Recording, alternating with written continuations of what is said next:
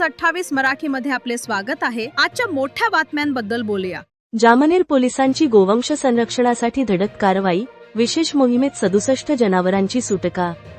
जळगाव गोवंशाची अवैध वाहतूक, अवैध कत्तल तसेच अनधिकृत कत्तलखान्यांवर प्रतिबंध घालण्यासाठी जामनेर पोलीस प्रशासन आणि नगर परिषद प्रशासन यांच्या संयुक्त विद्यमाने विशेष मोहीम राबविण्यात आली। या मोहिमेत तब्बल 67 गोवंशीय जनावरांची सुटका करण्यात आली असून संबंधितांविरुद्ध महाराष्ट्र प्राणी संरक्षण अधिनियम 1976 अंतर्गत गुन्हे दाखल करण्यात आले आहेत। ही विशेष मोहीम पोलीस अधीक्षक श्रीकांत धिवरे, अपर पोलीस अधीक्षक अशोक नखाते यांच्या मार्गदर्शनाखाली पार पडली। उपविभागीय पोलीस अधिकारी बापू रोहिम, पोलीस निरीक्षक मुरलीधर कसार, सहाय्यक पोलीस निरीक्षक स्वप्नील शिंदे, पोलीस उपनिरीक्षक अशोक कोकाटे तसेच विविध पोलीस स्टेशनच्या पथकांनी कारवाईत सहभाग घेतला।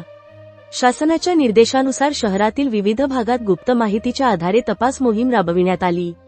घोडे पीर बाबा दर्गा परिसर, मदनीनगर, इस्लामपुरा तसेच पहुर गल्ली भागात संयुक्त पथकाने अचानक छापेमार कारवाई केली।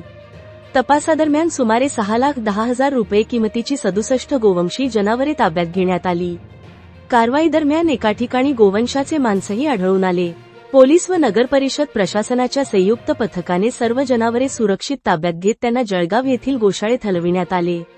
संबंधित आरोपींविरोधात जामनेर पोलीस स्टेशन येथे महाराष्ट्र प्राणी संरक्षण अधिनियम 1976 अन्वये एकूण 5 गुन्हे दाखल करण्यात आले आहेत। या संपूर्ण मोहिमेत पोलीस प्रशासनासह नगर परिषद आरोग्य विभागातील अधिकारी, कर्मचारी व सफाई कर्मचाऱ्यांनी सक्रिय सहभाग घेतला। जिल्ह्यात कायदा व सुव्यवस्था अबाधित राखण्यासाठी तसेच शासनाच्या आदेशांची प्रभावी अंमलबजावणी करण्यासाठी अशा विशेष मोहिमा पुढेही सातत्याने राबविण्यात येणार असल्याचे पोलीस अधीक्षक श्रीकांत धिवरे यांनी स्पष्ट केले। राहुल नगरकर, जळगाव जिल्हा ब्युरो चीफ यांचा अहवाल।